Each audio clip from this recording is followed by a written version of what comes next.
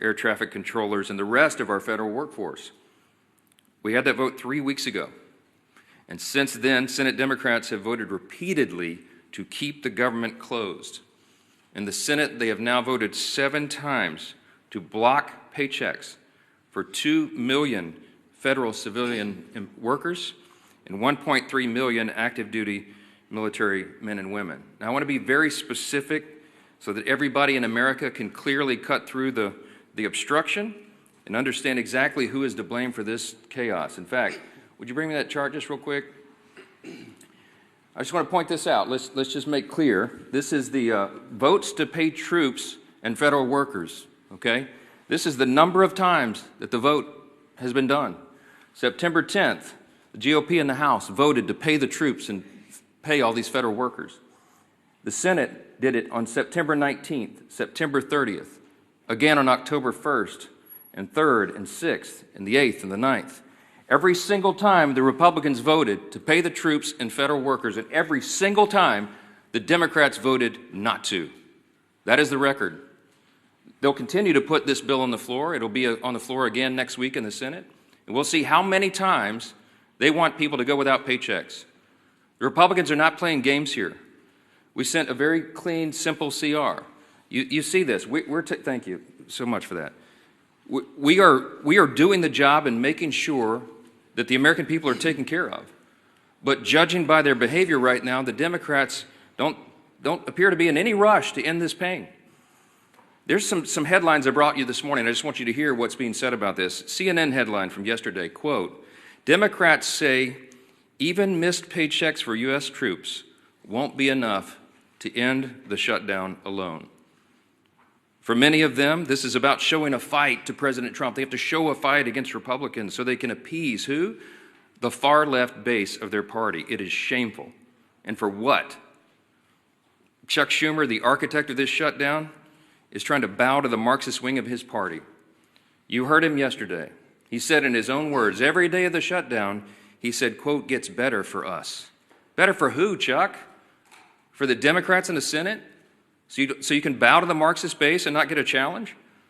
Here's another headline from Politico yesterday. Quote, Chuck Schumer's critics are satisfied. Yeah, the far left base of the party is satisfied. They don't mind the troops go without pay and civilian workers are furloughed. They don't care. Former DNC chair David Hogg, he heaped praise on Chuck Schumer as well. This is what Chuck Schumer was after. This is what he desires. The praise from the far left. David Hogg said, quote, give credit where credit's due. This is a big step up. A big step up. While you're delaying flights, while you're making people go through this pain. The co-founder of the far left group Indivisible said this yesterday publicly, quote, Chuck Schumer hasn't surrendered yet. I call that progress. There's one inescapable fact. It's a glaring fact that everybody in America can see. Chuck Schumer is hurting real Americans for his own political survival. I'm going to say that again. Chuck Schumer is hurting real Americans for his own political survival. If you're a service member who's not getting a paycheck, it's because Chuck Schumer has to appease the Marxist. Cut and simple. It's plain and simple. Shame on you, Chuck. Every Senate Democrat who's going along with this, you lack the moral fortitude to do the right thing. This is the first time in history, the first time in the history of the United States Congress, that a party has shut down the government over a clean CR. We frankly didn't expect this. We sent over a no-frills 24-page document to keep the lights on, keep Congress working, to keep the paychecks flowing, and they stopped it because they're afraid of the far left. I'm just going to walk through a quick sample of the devastating impacts that Americans are feeling as we speak right here, because this is real. And you'll note a theme here. A lot of these are blue states where their Senate Democrats are over here keeping the government closed. In California, home of the nation's largest civilian workforce, more than 250,000 federal workers are now working without pay. Both the Democrat senators, Padilla and Schiff, have now voted 7 times to block those paychecks. In Virginia, there are 189,000 federal employees, nearly 5% of the state's workforce, that are waiting on their next full paycheck. And both of their senators, Warner and Kaine, refused to pass a clean bipartisan CR that Democrats supported 13 times under Joe Biden in the previous 4 years. In Maryland, Maryland is a hub of trade and commerce. You have 150,000 federal workers there. Both of their senators, also Brooks and Van Hollen, have voted 7 times to keep the government closed. In Georgia, home to our nation's busiest airport, there's close to 110,000 federal workers, including thousands of TSA agents and air traffic controllers, now being forced to work without pay. You guessed it. Senators Ossoff and Warnock voted to block those paychecks too. Arizona, 58,000 workers serve the federal government, including many Border Patrol agents who are working hard to keep us safe. That hasn't stopped Arizona Senators Kelly and Gallego from blocking funding 7 times for the paychecks for their own constituents. In fact, they have so much idle time, they're having publicity stunts, posing publicity stunts outside my office. In New York, let's talk about New York because this is interesting. It's the home to both of the Democrat leaders, both in the Senate and the House. 115,000 federal workers are waiting on Hakeem Jeffries and Chuck Schumer and Kristen Gillibrand to come to their senses and end this shutdown. Chuck Schumer said himself, with every day of the shutdown gets better for us. And what does that look like? We're talking about 2 million civilian workers, 1.3 million active duty service members, everybody being hurt because of it. Chuck is what they're doing right now. I've been asked many times in interviews over the last couple of days, you seem angry, you don't get angry a lot. I don't, but this is beyond the pale. What Chuck Schumer's doing right now, it's sickening. It's sickening to hear him say it's better for him and his party when it's so terrible for real Americans. Millions of people are experiencing real pain because of these political games. And you'd think after 44 years in Congress, Chuck Schumer would know better.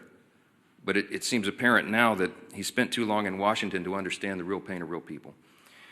We're going to share a few more things with you about this morning and to talk about some of the real-world impacts on federal law enforcement. We've asked our House Committee Chairman, the Chairman of our House Administration Committee, Brian Stile, to come and talk a little bit more about that. So Chairman Stile, thanks for being here. Thank you very much, Mr. Speaker. Thank you for your leadership. Chuck Schumer yesterday said every day gets better for the Democrats. That's certainly not true for the men and women in blue. Today is the first day that the men and women of law enforcement here in the United States Capitol, U.S. Capitol Police, are not receiving pay that they earned since the beginning of the Chuck Schumer shutdown. As this continues, the chaos and consequences of the Schumer shutdown continue to build. Yet the men and women in law enforcement are asked to go out and serve and protect us every day. Chuck Schumer and Hakeem Jeffries will maintain a security detail, men and women that aren't being paid because of Democrats' decision to shut down the federal government. I chair the Committee on House Administration and work closely with the men and women of the United States Capitol Police, and they're suffering the consequences of the Schumer shutdown today. It's particularly concerning at a period of time when political violence is on the rise. Senate Democrats have voted to shut down the federal government 7 times. That's 7 times to defund our police. I'd ask Chuck Schumer if it's getting better for the men and women of Border Patrol who are on the border securing the United States of America. I'd ask him if it's getting better for the United States Marshals who are doing incredibly dangerous work on behalf of our country in every state. I'd ask him if it's getting better for the United States Secret Service, who's protecting the President of the United States. Chuck Schumer has put politics over people. It's getting better for his politics, he thinks. It's not better for the people of the United States of America. We should be standing with the men and women of law enforcement who are doing their job to protect us. And I think it's incredibly unfair and unjust that the men and women of Capitol Police have not received the money that they earned since the start of the Chuck Schumer shutdown. With that, I want to introduce our leader, Steve Scalise. Well, thank you, Chairman Stile. And as the Speaker pointed out, too, it's disgraceful that not only are we in this shutdown because Chuck Schumer is only concerned about appeasing the most radical elements of his base, but time and time again, 7 times now, you've had other Senate Democrats join in with him to keep the government closed. And they're feeling some pressure, but what they're trying to do now, both Democrats in the House and Senate, is trying to shift the blame away. While they're voting to shut the government down, they're trying to blame other people. Let's be clear, and the Speaker showed it. We've had actual votes on the House floor to keep the government open. We've had those same votes on the Senate floor. You can see who has been voting to pay our troops, who has been voting to pay our TSA agents, our Border Patrol agents, and who are those people that are voting to shut it down, to deny pay to our troops. It's crystal clear. And you can go see the voice votes, the record votes. Members of Congress, House and Senate, have actually cast votes over and over again on whether they want to keep it open or shut it down. You don't have to wonder about a blame game. Gee whiz, both sides are blaming the other side. Just go look at the votes. There have been actual votes in the House and the Senate, 8 different times now, between the two chambers to open the government down. And Republicans have said, yes, let's keep the government open while we negotiate our differences. And Democrats continue to say no so they can appease their radical base. And so as Chuck Schumer denies pay to millions of federal workers, we know roughly at least 1 in 3 of every service member in America lives paycheck to paycheck. Now, should they get solace in knowing that they're risking their lives, some of them overseas, while their families are here, and on Monday, when we get to the date where paychecks would be cut, the government will still be shut down, and they won't even be getting a paycheck on the 15th. Rent will still be due, mortgages will still be due, car notes will still be due for those service members risking their life. Should they take solace in knowing that at least it's a good day for Chuck Schumer? At least Chuck Schumer feels like the shutdown's working good for Schumer. That's not going to give solace to any of those families. Instead, it actually increases the anger of the families all across America who are seeing the real cost of this shutdown. They know who's voting to shut the government down, but now they're feeling direct pain. And the only thing they hear from Democrat leaders that keep voting no is, oh, it's a good day for us because the far left is patting us on the back. Do they really need a participation trophy to feel good about themselves while they inflict pain on millions of people? It's disgraceful. And as the Speaker pointed out this morning, one of the other things that's being reported now is that one of the dates it looks like they're holding the government hostage over is the 18th of the month, where they're having this Hate America rally in Washington. And Democrats want to keep the government shut down to show all of those people that are going to come here and express their hatred towards this country that they're fighting President Trump, that they're keeping the government closed as if it's something to be proud of. They ought to be ashamed. If they had any shame, they would come back, they would open up the government, and then we can negotiate our differences, which are very, very large on a lot of these issues. But in the meantime, we all know who's doing this. The votes are crystal clear. The public can go see who's voting to keep the government open, who's voting to shut it down. Chuck Schumer and his Democrat colleagues who are doing this need to look themselves in the mirror and start working for the American people instead of being so concerned about appeasing their far left radical base. With that, our whip, Tom Emmer.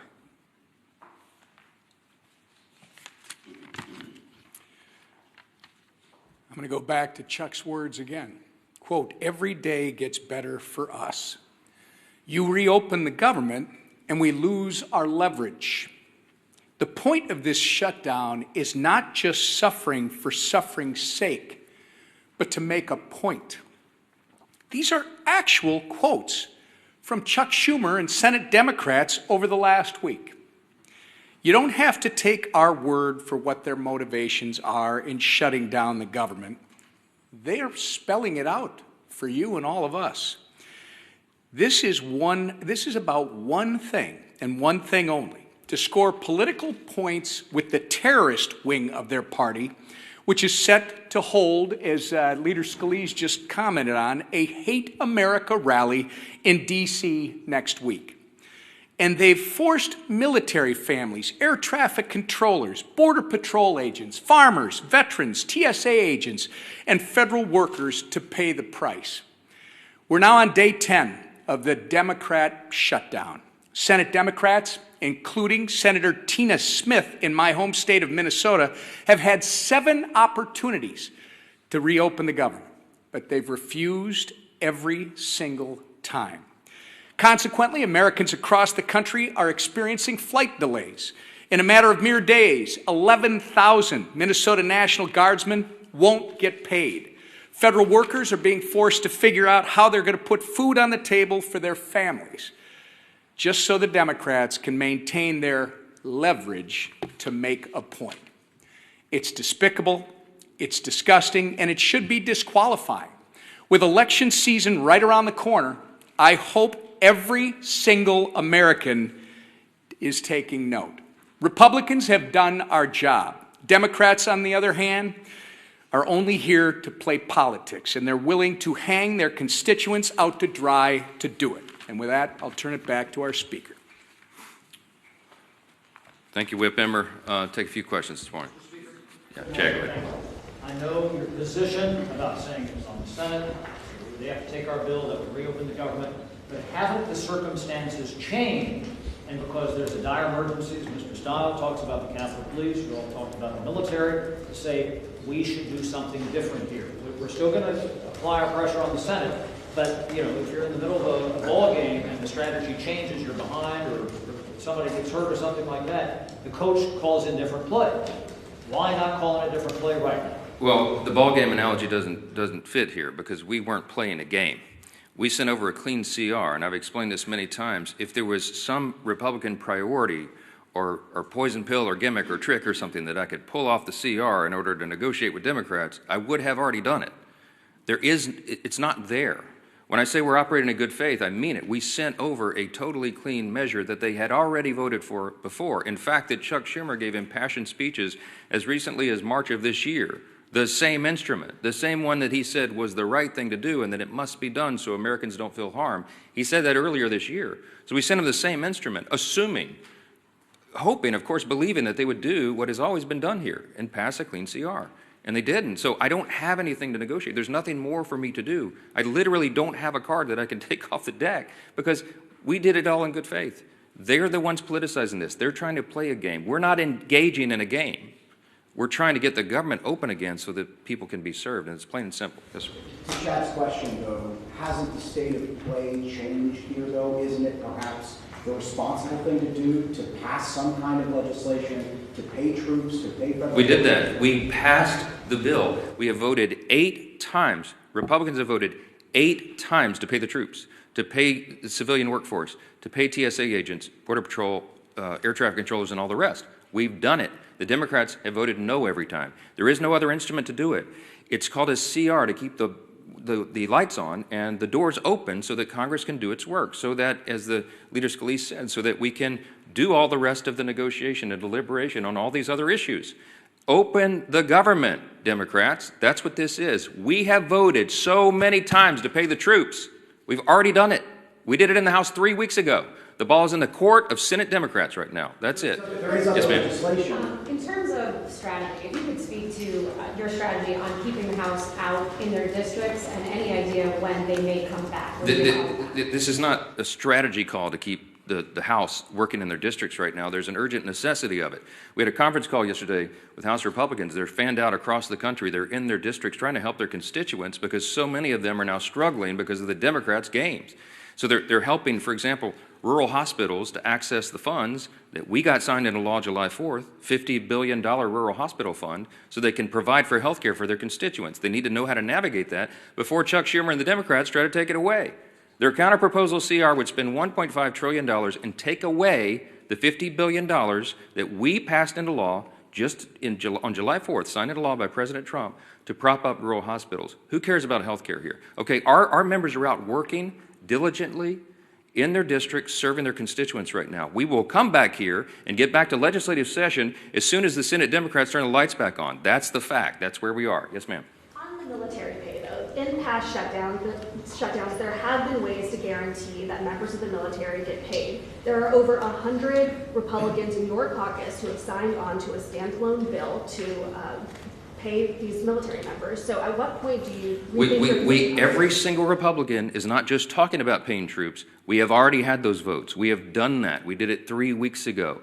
The executive branch, the president, is working on ways that he may have as well to ensure that troops are paid. The Republican Party stands for paying the troops. The Democrats are the ones that are demonstrating over and over and over now 8 times that they don't want troops to be paid. This could not be any simpler than it is. Look at the record. Don't listen to what these Democrat politicians are saying up here. Look at how they're voting and demand that they do the right thing. That is where we are, and that's where it'll be. Yes, ma'am. I actually have a question with Emmer. Mr. Emmer, I know the White House announced last week that they were going to rescind $7.5 billion in green energy funds. They went to a number of states. It includes your district, however. Excel Energy Services is on the line to lose $7 million if this funding is rescinded. What conversations have you had with the White House about this, and what is your expectation for this funding? Is it truly gone, or is there some way to get it back? Well, this is going to affect the Speaker, this is going to affect the Leader, this is going to affect our Chairman, Representative Stile, and all of our members. Literally, this could end today. If Chuck Schumer and Democrats would reopen the government, this wouldn't be an issue. And what's happened is the White House has to make some very serious and difficult decisions as to what's essential and what's not. If you want to end it, Chuck Schumer, reopen the government. So, sir, your understanding is the White House will continue with that funding when the government reopens? I would suggest that you call Tina Smith and ask her why she wants to keep the government shut down and put all this at risk. Is there a breaking point, like 2 paychecks missed, 3 paychecks, 4 paychecks, where you all change your strategy and say we're going to bring House Republicans back and negotiate before the government's reopened? I would like you to ask that identical question to Chuck Schumer. We have done the work in the House. We are awaiting them to do theirs. This is a 2-body, 2-chamber legislative body. Okay? The House did its work. The House and Senate Republicans have repeatedly affirmed that. You saw the chart. 8 times now, they have voted to get the government open and get troops paid and federal civilian workers paid. Democrats have dug their heels in and said, no, no, no, no, no, over and over. They're the ones blocking the checks, not Republicans. All these questions should be directed to them and not to us. That is how this works. Thank you all for being here.